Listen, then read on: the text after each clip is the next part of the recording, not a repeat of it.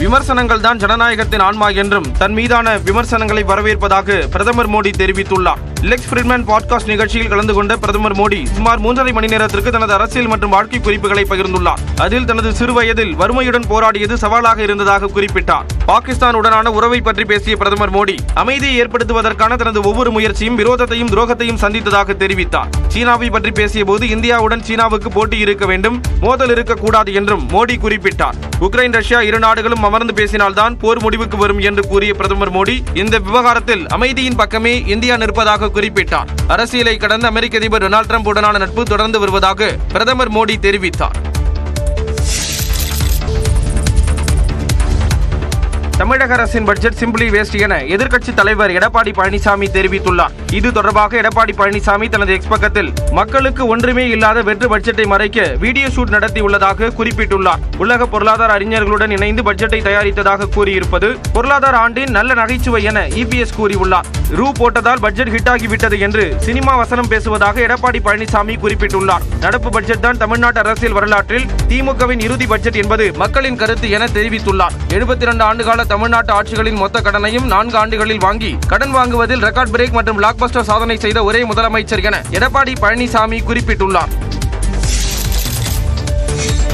முன்னாள் அமைச்சர் செங்கோட்டையனின் நடவடிக்கை அநாகரிகமானது என அதிமுக செய்தி தொடர்பு செயலாளர் வைகை செல்வன் தெரிவித்த கருத்துக்கு முன்னாள் முதலமைச்சர் ஓ பன்னீர்செல்வம், அம்மா மக்கள் முன்னேற்ற கழகத்தின் பொதுச் செயலாளர் டிடிவி தினகரன் எதிர்வினை ஆற்றிய நிலையில் அதற்கும் வைகை செல்வன் பதிலடி கொடுத்துள்ளார். ஆனால் இந்த வேறுபாடுகளாலும் மன வருத்தங்களாலும் போனவர்கள் எப்படிப்பட்ட நிலைக்கு போனார்கள், காணாமல் போய்விட்டார். ஆக பிரச்சனை சொந்த அண்ணன் தம்பி குழுக்குள் பிரச்சனை என்று சொன்னால் பேசி தீர்க்க வேண்டும். உங்களுக்கு என்ன பிரச்சனையோ பொதுச் செயலாளரை சந்திக்க வேண்டும். அதை விடுத்து பொது வெளியில் இப்படி நடந்து கொள்வது அநாகரிகமான செயல். இந்த சம்பவம் குறித்து சம்பந்தப்பட்டவர்கள் தான் இந்த கேள்வி கேட்க வேண்டும். செங்கோட்டையன் அவர்கள் கழகத்தினுடைய மூத்த தலைமை கழகத்தினுடைய நிர்வாகியாக செயல்பட்டிருக்கிறார். புரட்சி தலைவர் காலத்திலிருந்து அம்மாவர்கள் காலம் வரை அவர் கழகத்திற்கு பணியாற்றியிருக்கார் என்பதை தெரிவித்துள்ளார். சிறப்பான முறையில் செங்கோட்டையனை தூண்டி விடுறதுக்காக பேசல. செங்கோட்டையுடைய நடவடிக்கை நம்ம உங்களுக்கு தெரியும், நியாயமா இருந்தா நியாயமா இருக்குன்னு சொல்லுவோம். செங்கோட்டையன் எதற்காக வருத்தப்பட்டாரோ அது எல்லோருடைய வருத்தம். அது அம்மாவின் தொண்டர்கள், புரட்சி தலைவருடைய தொண்டர்களுடைய வருத்தம். மூத்த நிர்வாகியான செங்கோட்டையன் அதுல குரல் கொடுத்திருக்கார். இன்னொன்னு சொல்றேன், அங்க உள்ளவர்களின் 90% பேருடைய மன ஓட்டத்தை அவர் வெளிப்படுத்தியிருக்காரு தான் நான் சொல்றேன். கோபத்தில் ஏதோதோ உளறி கொண்டிருக்கிறார். அமமுக கட்சி ஒரு கரிக்கோள், தின்னு கொழுகொடுன்று வளர்மை தவிர குஞ்சு பொறிக்காது என்று ஏற்கனவே பல மேடைகளில் நான் பேசியிருக்கிறேன். அந்த கருத்தை தான் மீண்டும் அவருக்கு நான் வைக்கிறேன். அரசியலில் தோற்று போனவருக்கெல்லாம் பதில் சொல்ல தேவையில்லை. 2026 தேர்தலில் திமுகவிடம் கூடுதலான தொகுதிகளை கேட்போமே தவிர அணி மாற மாட்டோம் என்று விசிக தலைவர் திருமாவளவன் தெரிவித்துள்ளார்.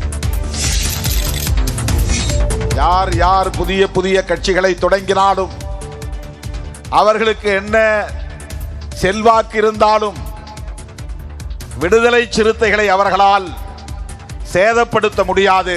நடிகர்கள் கட்சி தொடங்குவதால் விடுதலை சிறுத்தைகள் கட்சி கரைந்து விடாது என்று அந்த கட்சியின் தலைவர் திருமாவளவன் தெரிவித்துள்ளார்.